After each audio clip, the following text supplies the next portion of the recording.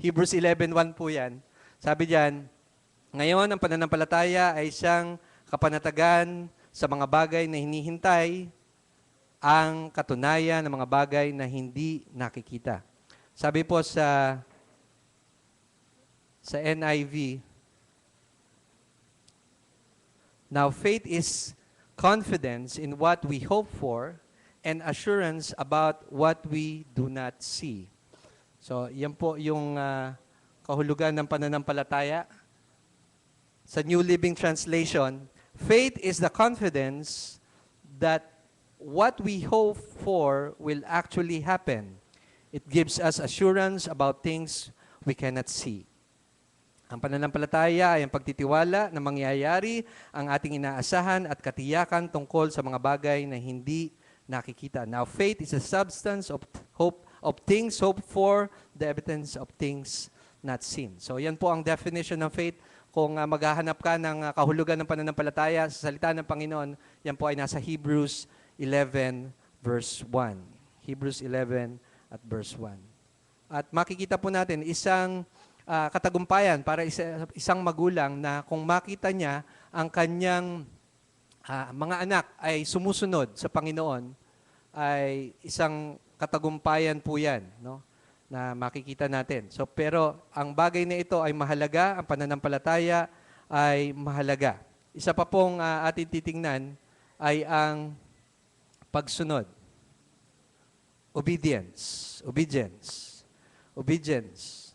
At yung nga sinasabi ko na kung saan ang isang magulang ay nagagala kapag nakikita niya ang kanyang mga anak ay sumusunod.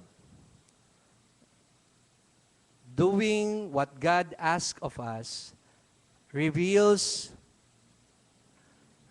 not just our trust in Him, but our reverence and love as well. So, sa ating pagsunod po ay hindi lamang yung ating kasama yung pagtitiwala o yung pagsunod, kundi ang ating pagtitiwala at ang ating paggalang at pagmamahal sa ating Panginoon. At sabi po sa 2 John 1:4, I rejoice greatly that I found of my children walking in truth as we have received a commandment from the Father. Isang kagalakan po talaga na makita natin na sumusunod ang ating mga anak sa Panginoon. So, sabi po sa Deuteronomy 13:4, Deuteronomy 13:4 sa Tagalog, Taglish ang aking ano po dyan. Kayo lalakad ayon sa Panginoon ninyong Diyos at matatakot sa Kanya at gaganap ng Kanyang mga utos at susunod sa Kanyang tinig at maglingkod sa Kanya at lalakip sa Kanya. You shall walk after the Lord your God and after Him and keep His commandment. Obey His voice. You shall serve Him and hold fast to Him. Mahalaga po ang pagsunod. Pagsunod. Ito po ay magkasama po yan. Nakabundle po yung faith and obedience. Faith and obedience. Bundled po yan. Kung tayo mo-order ng combo, yan, meron kang ganito, may soft drinks ka, may pagkain ka.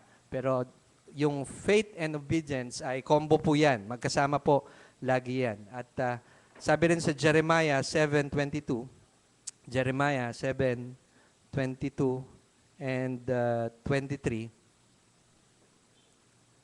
lipat na ako ng slide, no? Yun yung ano ko dyan. Jeremiah 7:22 to 23. Ay sinasabi po doon, for I did not speak to your fathers nor commanded them in the day that I brought them out of the land of Egypt concerning burnt offerings or sacrifices. But I commanded them this thing, saying, obey my voice, and I will be your God, and you shall be my people, and walk in all the ways that I have commanded you, so that that it may be well with you. So yun yung sinasabi po, yung verse po na ito ay mine-mention ni Jeremiah. It is found in Exodus 19 at yung mga verse 5 chapters po doon ay sinasabi doon. Patungkol ito sa paghahandog at sinasabi dito ng Panginoon, sumunod sa kanyang tinig. makinig sa tinig ng Panginoon. At yun yung ating ginagawa nga ngayon. Tayo ay nakikinig mula sa salita ng Panginoon. Ang salita ng Panginoon ay mahalaga at mahalaga ang pagsunod. Obedience is better than sacrifice. Ito po yung sinasabi ni Samuel kay Saul. Obedience is better than sacrifice. Has the Lord as much delight in burnt offerings and sacrifices as in obeying the voice of the Lord? Behold, to obey is better than sacrifice.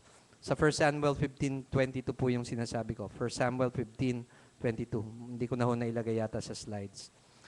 At sabi po rin sa 1 Peter 1:22, 1 Peter 1:22, purifying your souls in the obedience of the truth to the Spirit, to the inflamed love of the brothers, love one another fervently out of a pure heart. So makikita po natin ang kahalagahan ng pagsunod.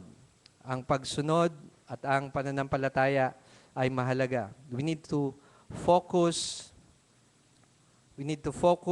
on what God is trying to say to us and needs to be done. Ano ba yung pinapagawa sa atin ng Panginoon? Ano ba yung sinasabi ng ating Diyos para sa atin? Yung mga bagay na dapat nating baguhin at dapat nating ayusin.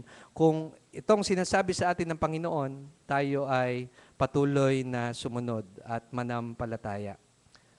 Sabi nga ng isang kanta, for there is no other way to be happy in Jesus but to trust and obey. Obey. Yan, trust and obey. Trust and obey, no? So, mahalaga ang pananampalataya at ang pagsunod.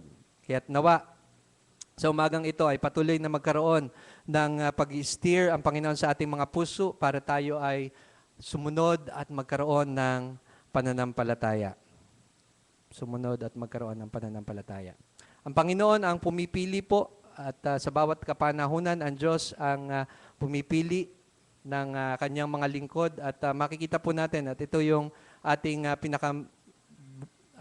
context po ngayon sa umagang ito mula sa Luke 4:20 to 30. Mahaba lang po ito. Luke 4:20 to 30. Basahin ko po sa NIV. Then he rolled up the scroll, gave it back to the attendant and sat down.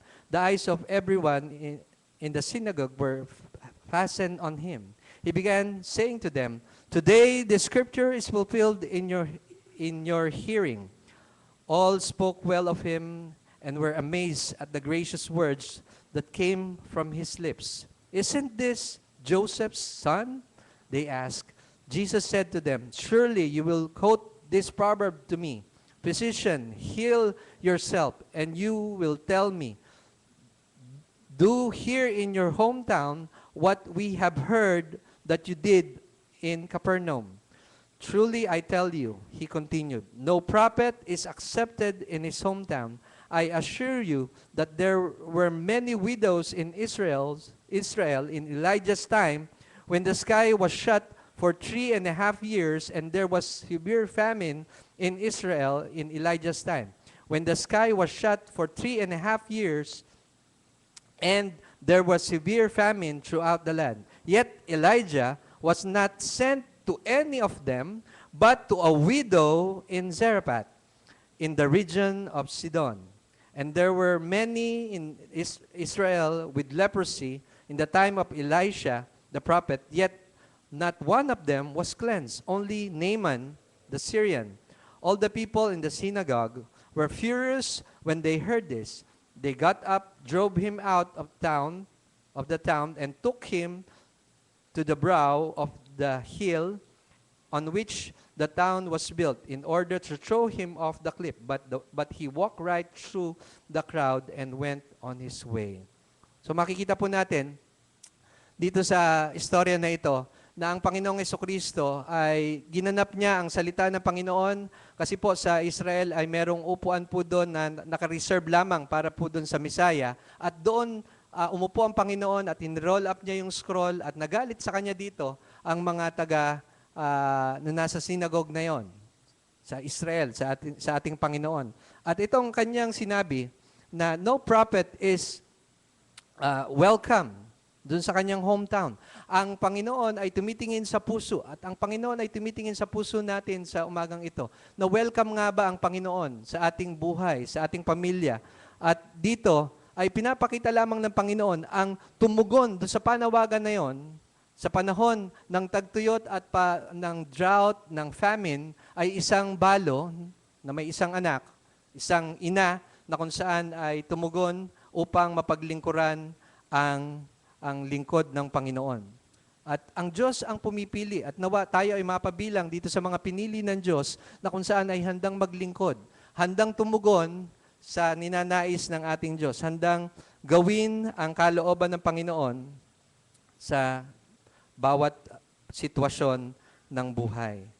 God is looking for our hearts.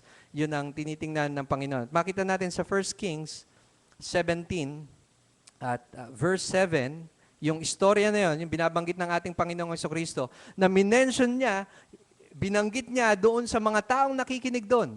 Itong isang balo na ito, itong isang ina na ito na tumugon sa panawagan ng Panginoon. At 1 Kings 17, 7 to 16.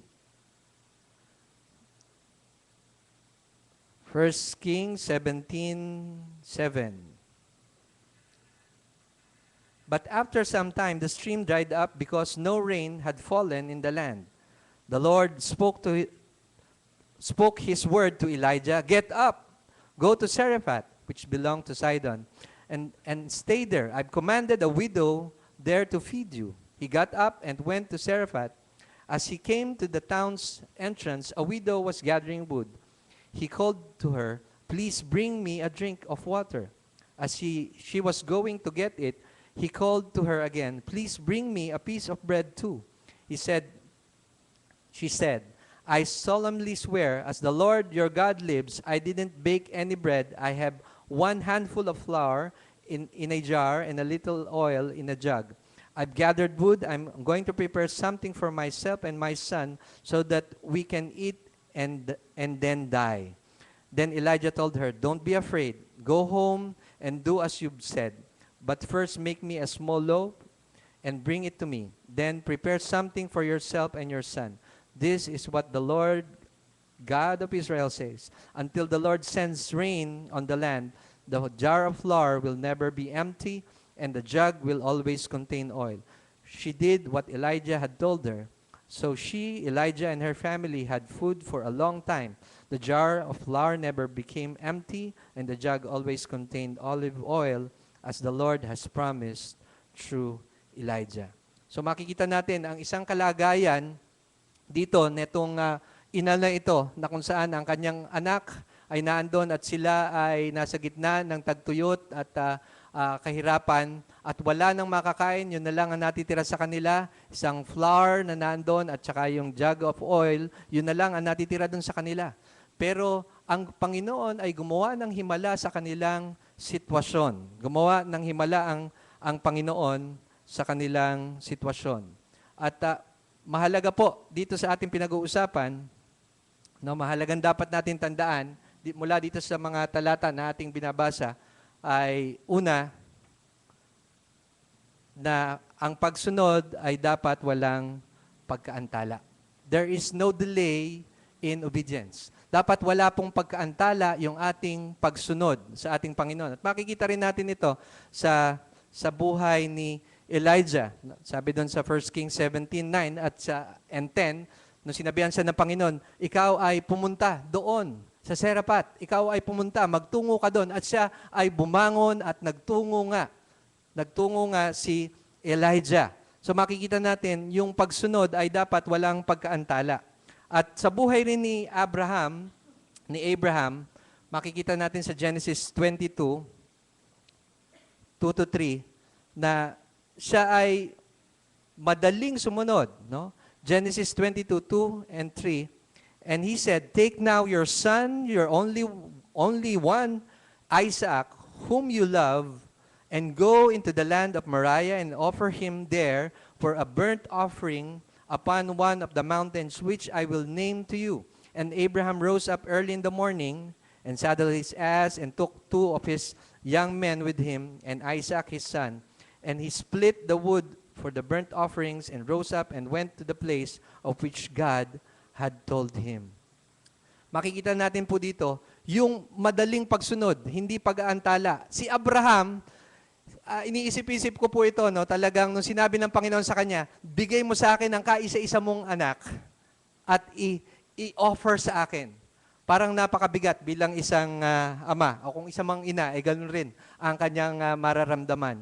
At siguro, kung tayo yan, minsan yung sa ating pagsunod ay merong delay. Ay, naku, tanghali akong gigising nun. Naku, hindi muna ako gigising ng maaga at hayaan ko muna. Susunod naman ako kay Lord, maya-maya na lang ako babangon, mamaya ako na lang gagawin yun. Pero makikita natin dito, early in the morning, Abraham did it. No? Yung maaga pa lang, sumunod na siya. Walang pagkaantala, walang delay. No, minsan tayo, maglilinis muna ako ng bahay bago muna ako gawin yung pinagagawa ni Lord.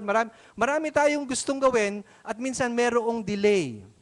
Yung delay po ay, ito ay talagang hindi makakabuti po sa atin.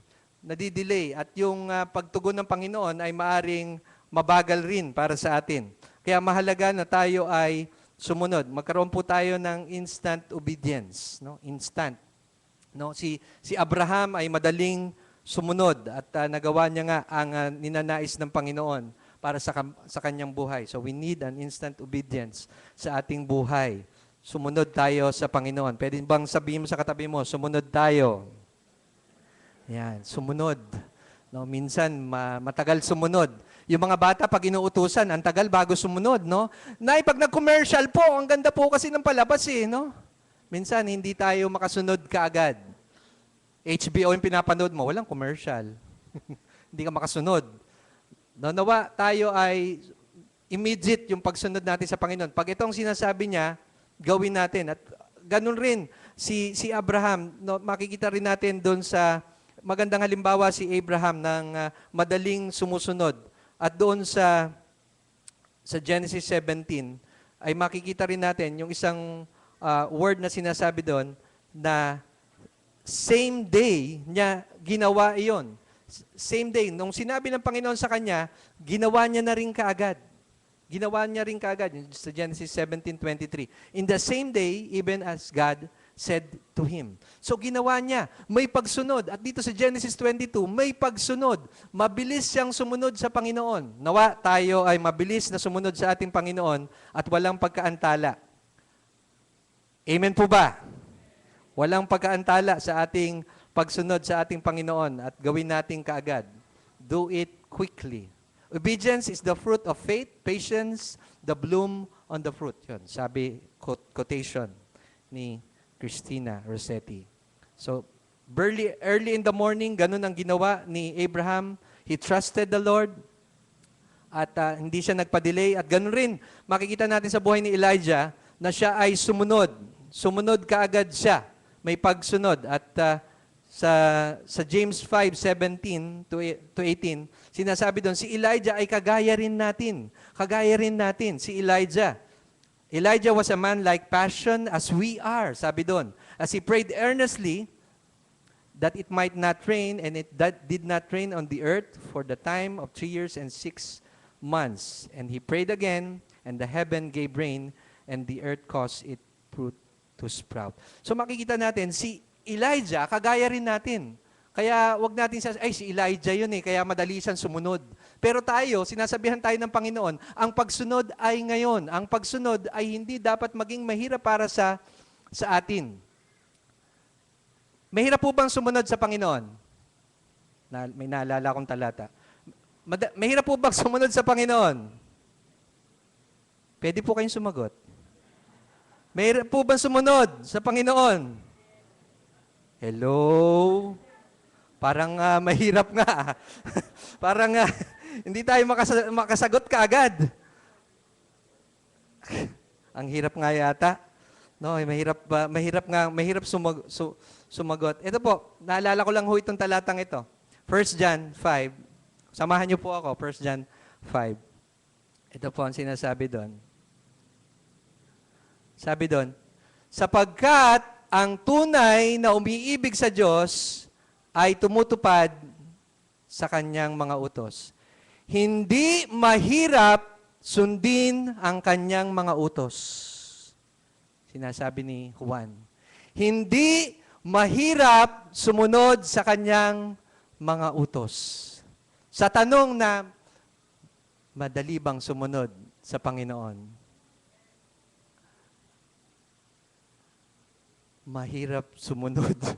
Mahirap sumagot, no? Parang, naano ba kayo? Masyado nyo iniisip ko sa lakad nyo ngayon ng family nyo, ha? Huwag muna, no? Dito muna tayo sa pinag-uusapan natin sa salita ng Panginoon. Maliwanag na sinasabi ni Juan, hindi naman mahirap sundin ang kanyang mga utos. Doon sa mga nagmamahal sa Panginoon, hindi mahirap sundin ang kanyang utos. Doon sa nagmamahal, madaling gawin ang lahat. Doon sa mga nanliligaw, ginagawa mo ang lahat. Kahit bumabagyo, umuulan, pupuntahan mo. No? Nagmamahal ka kasi. Hindi ka nahahadlangan. Kahit may sibat na umaran sa'yo, iilag ka lang, diretso ka pa rin. Hindi ka nahahadlangan. Ang maliwanag dito, sinasabi ni Juan, hindi naman mahirap sundin ang kanyang mga utos. Pwede ba natin sabihin, hindi mahirap sundin ang utos ng Diyos? Ayan. So, hindi talaga mahirap sundin ang salita ng Panginoon, lalo na tayong mga umiibig sa Kanya. Amen. Number 2, sa ating pinag-uusapan na mahalaga, dapat tandaan, huwag mong hayaan ang nakaraan mo ang pumigil sa iyo upang gawin ang kalooban ng Diyos. Huwag mong hayaan ang nakaraan mo ang pumigil sa iyo upang gawin ang kalooban ng Diyos.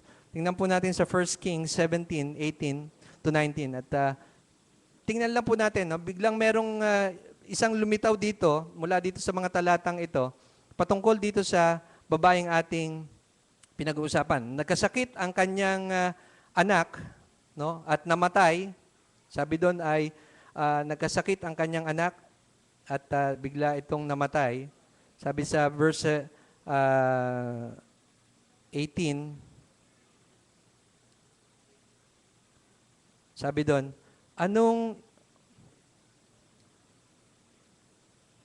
basahin ko doon, no? Hindi nagtagal at nagkasakit ang anak na byuda, lumubha ang sakit ng bata hanggang ito ay namatay. Kahit sinabi ng babae kay Elias, anong ikinakagalit niyo sa akin, lingkod ng Diyos? Naparito ba kayo upang ako'y sumbatan sa aking mga kasalanan at patayin ang aking anak? Sabi doon, meron ditong nakaraan ang babaeng ito na kung saan sinasabi, ipinapaalala niyo ba sa akin yung aking nakaraan? Pinapaalala niyo ba sa akin yung aking nakaraan? Ano yung nakaraan dito ng babaeng ito? Hindi na-mention dito kung ano yung bagay na ito. Yung maaring ito ay failure para sa kanya, meron siyang mga kabigatan nangyari sa kanya, anuman ang bagay na ito na nangyari sa kanya, at ito ay kasalanan, siya ay sinasabihan ng Panginoon dito na hindi dapat tayo maging bitter dun sa mga sitwasyon. Failure can produce, ito yung maring respond natin patungkol sa failure o sa kamalian o dun sa panghihina.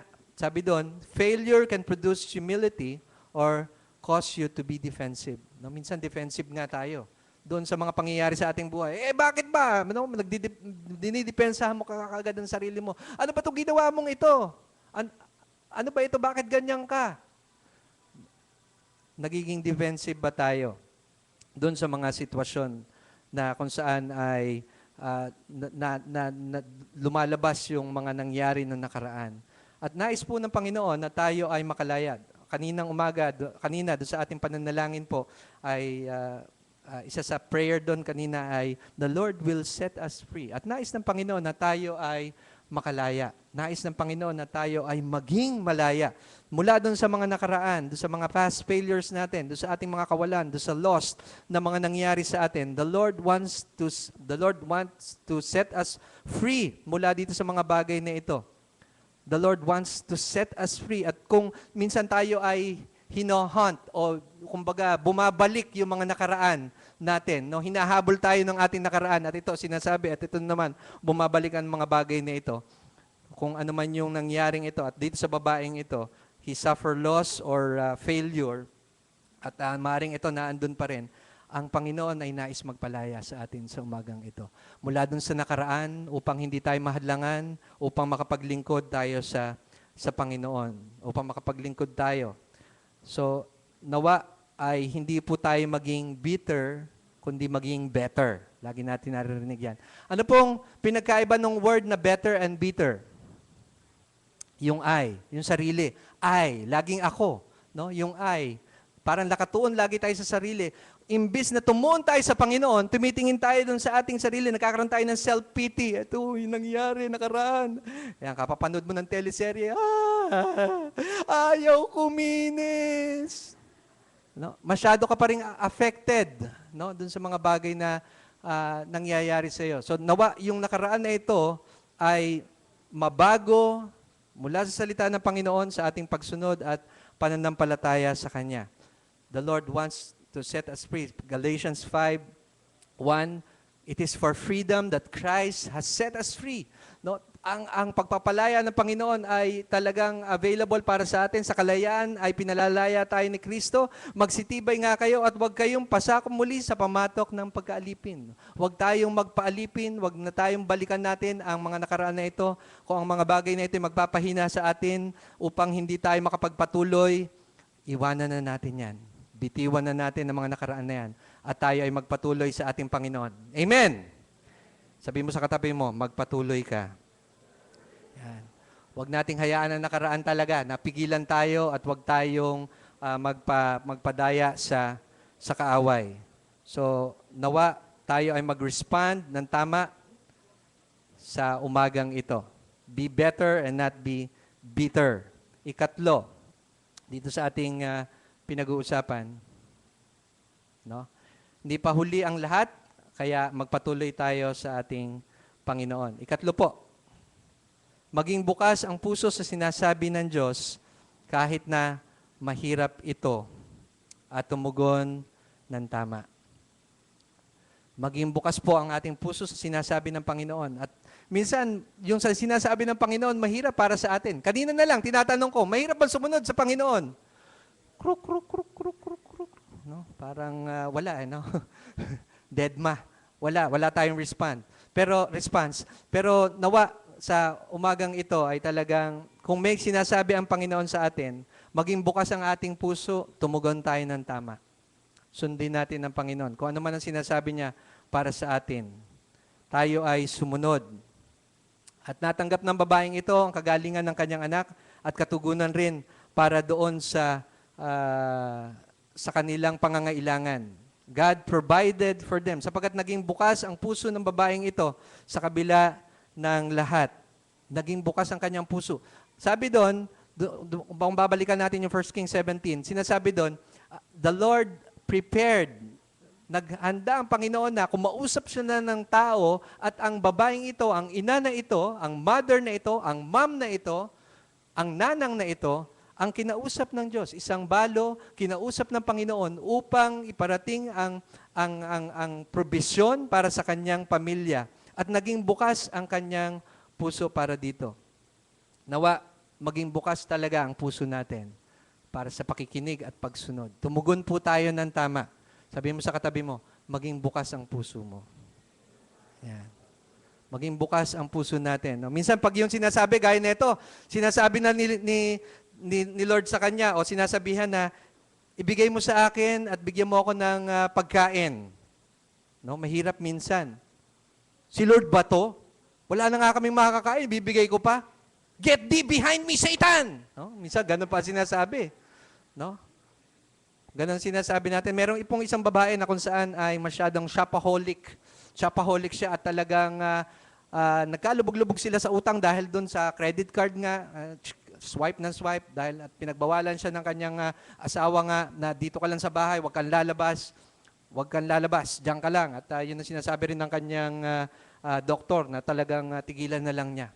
At minsan, siya ay napalabas, mga ilang buwan na lumipas at mukhang okay na, settle na yung mga bayarin nila.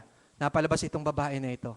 At pumunta na nga sa kanyang, sabi niya, mag-window shopping lamang ako. At nakita niya napakagandang damit. Napakagandang damit. Nakita niya, wala siya nagawa kundi binili na naman niya itong maganda at mamahaling damit na ito. At dumating ang kanyang asawa, "Honey, I'm home." At pagdating na noon, "Han, may babalita ako sa iyo." "Ano yun?" "Nakabili ako. Ang ganda ng damit. Ito, honey, ang ganda." "Ano ka ba naman? Sabi na nga, tigilan mo na yung kabibili mo niyan. Baka magkalubog-lubog na naman tayo sa utang niyan eh. Sana sinabi mo, 'Get thee behind me, Satan.' Satan, nung nakita mo yung damit na yan. Oo nga, ganun nga ang sinabi ko. 'Get thee behind me, Satan.' Tapos bumulong sa akin, maganda rin dito kahit dito sa likod, oh." Si Satan yung nagbulong daw sa kanya. Gets nyo?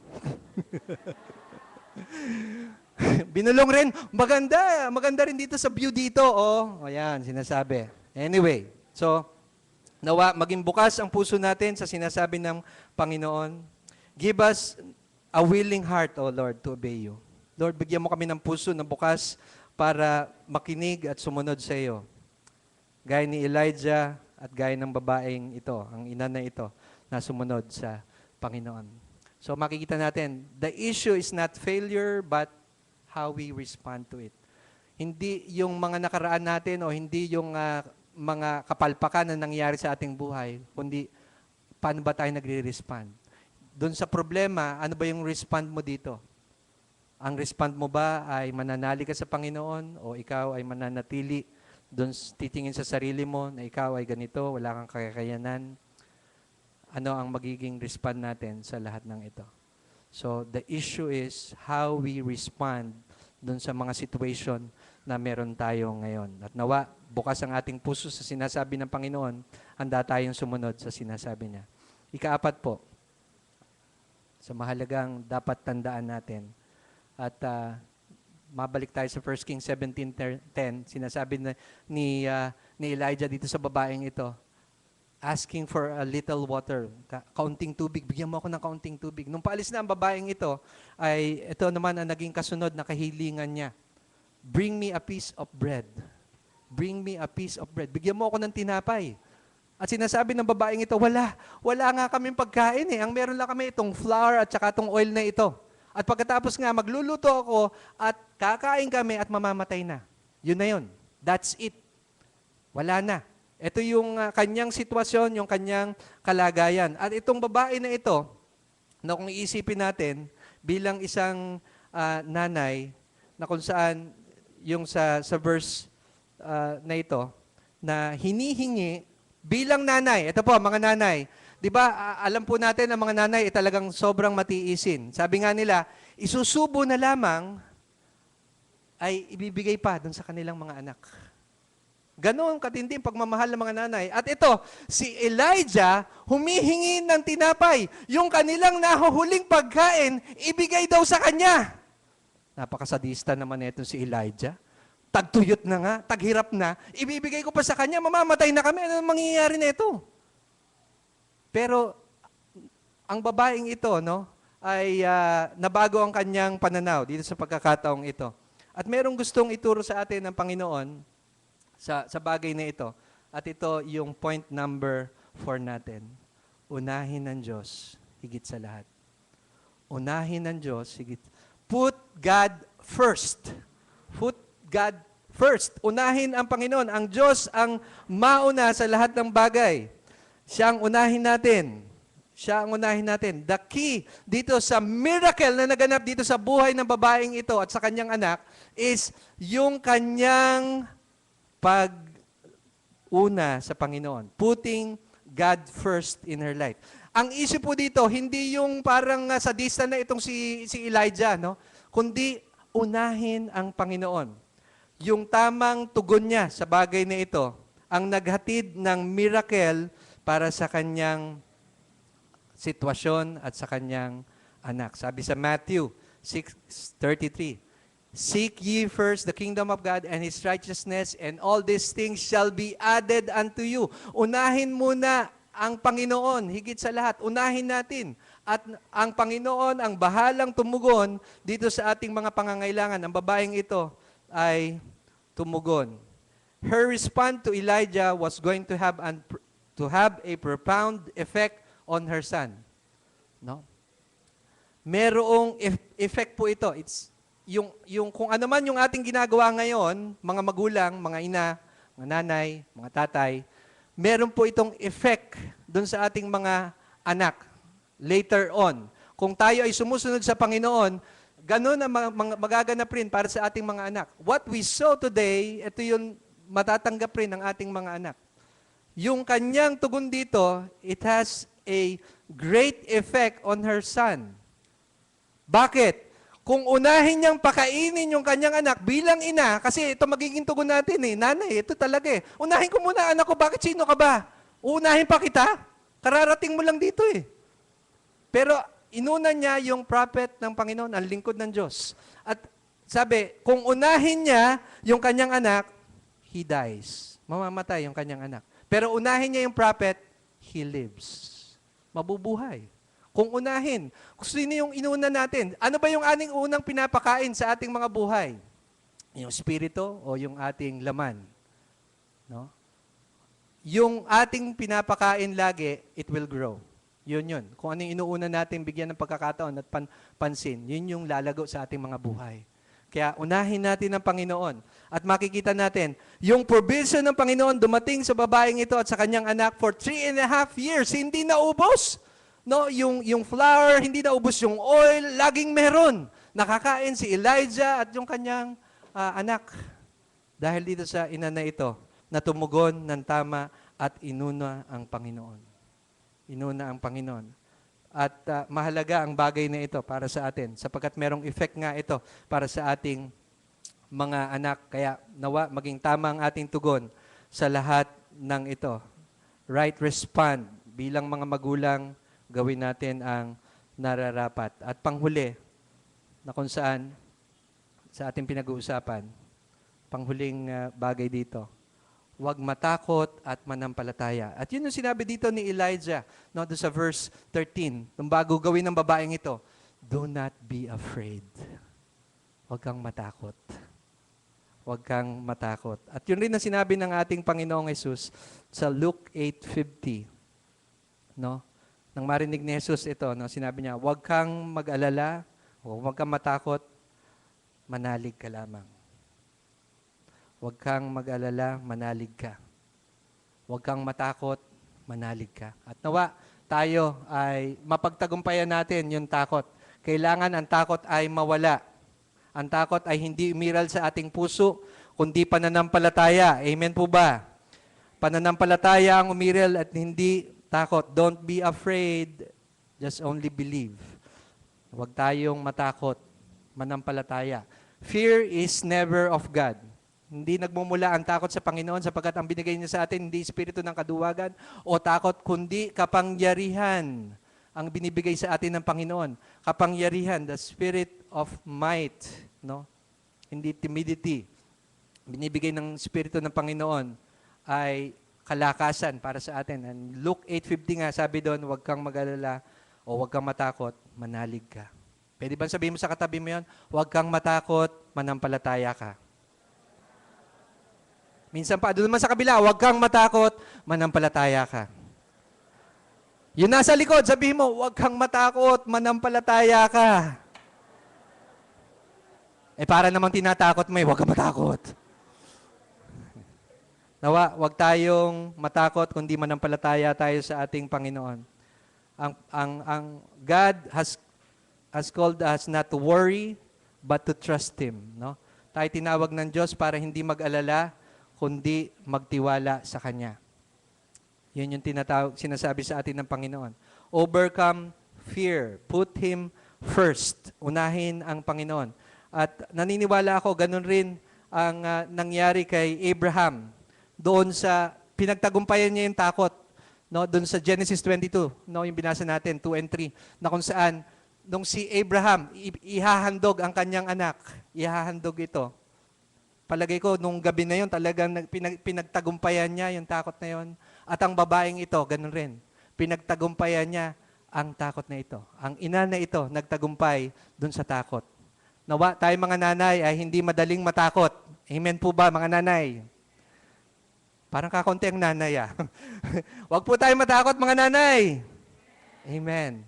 Manampalataya tayo sa Panginoon. Kahit ito na lang ang meron tayo, God will make a way. No? May magagawa ang Panginoon. Itong ambalo na ito, na kung saan ang Panginoon ay gumawa ng himala sapagkat siya ay hindi natakot, nagtiwala sa Panginoon. At nawa ang tayo, magtiwala tayo sa Panginoon. Put Him first. Magbubukas ito ng pintuan para doon sa provision niya. Ito ang nais ng Panginoon para sa atin. Sabi sa Proverbs 3, 5, and 6, trust in the Lord with all your heart and lean not on your own understanding. In all your ways, acknowledge Him and He shall direct your paths. Unahin natin Panginoon. Trust in the Lord. Magtiwala tayo sa Panginoon. Huwag tayo manangan sa sarili nating karunungan. Pagtiwalaan natin ang Panginoon sa lahat ng ating pagkakataon at bawat sitwasyon ng ating buhay. Isaiah 41:10. Do not fear, for I am with you. Be not dismayed, for I am your God. I will make you strong. Yes, I will help you. Yes, I will uphold you with the right hand of my righteousness. Salita po ng Panginoon yan. Kaya huwag tayong matakot. Minsan pa, sabihin mo sa katabi mo, huwag kang matakot. Huwag talaga tayong matakot. Tayo ay magtiwala sa Panginoon. Last verse, Philippians 4:19. But my God shall supply all your needs according to His riches in glory by Christ Jesus. Makikita niyo po, doon sa mga unang talata, bago po dumating dito sa talatang ito, patungkol po ito doon sa pagbibigay. Ibig sabihin, meron kang handang ihandog sa Panginoon at hindi magiging tikom ang iyong kamay para gawin ang bagay na ito. Sapagkat alam mo, God will supply all our needs according to His riches. Yung hindi na uubos sa kayamanan ng Panginoon ay kayang ipagkaloob sa atin kung tayo ay tutugon ng tama. Kung tayo ay magkakaroon ng bukas na puso sa sinasabi ng Panginoon at hindi magiging matigas ang ating puso para dito, God can open the window of heaven para tayo ay tugunan. His provision ay makakamit natin. The miracle na ating inaantay ay makakamit natin kung tayo ay magtitiwala. Magtitiwala at susunod gaya ng nanay na ito na nagtiwala at sumunod sa Panginoon. At nawa, tayo hindi lamang para sa mga nanay, para sa bawat isa na mayroong pangangailangan, tayo ay tumugon sa Panginoon ng tama at tayo ay sumunod. Amen po ba? Obedience of faith activated the miracle sa life ng babae na ito, sa kanyang family. Kaligtaan na natin yung nakaraan, tayo ay tumugon ng tama at sundin natin ang ating Panginoon. Hallelujah. At kung tayo po ay merong mga kinakaharap ngayon, may mga problema, ay tayo dumulog sa Panginoon sa panalangin. Tayo ay lumapit sa ating Diyos. Hallelujah. Kung meron tayong pangangailangan at nais mo na ikaw ay patuloy na mapalakas ng Panginoon at sinasabi mo, Lord, ikaw po ang inuuna ko at may magagawa ka sa aking sitwasyon. Lord, lagyan mo ng pananampalataya ang aking puso at ako'y aaksyon. Mananalig at ako po, Panginoon, ay tutugon ng tama sa inyong sinasabi. Nanyayahan ko kayong tumayo, tayo tumayo, at tayo ay lumapit sa Panginoon at talagang humingi tayo sa ating Diyos. Hallelujah. Yes, Lord Jesus. Hallelujah. Thank you, Lord God. Lord, ang attitude ng pananampalataya, ang attitude ng pagtitiwala ay patuloy nga na umiral sa amin. Lord, ang pagsunod sa inyo ay gawin nga po namin, Lord God. Lord, that you would open the door of provision sa bawat isa na nangangailangan. Lord, that you would move, Lord, in our lives. Lord, kumilos ka sa aming mga buhay. Kumilos ka, Panginoon. Lord, break fear in the name of Jesus. Lord, sa buhay ng bawat isa, Lord, wasakin mo, Panginoon, ang di pananampalataya, ang takot ay mawala, Panginoon. Lord, yung mga nakaraan namin ay hindi na kami hahabulin, Lord, sapagkat kami ay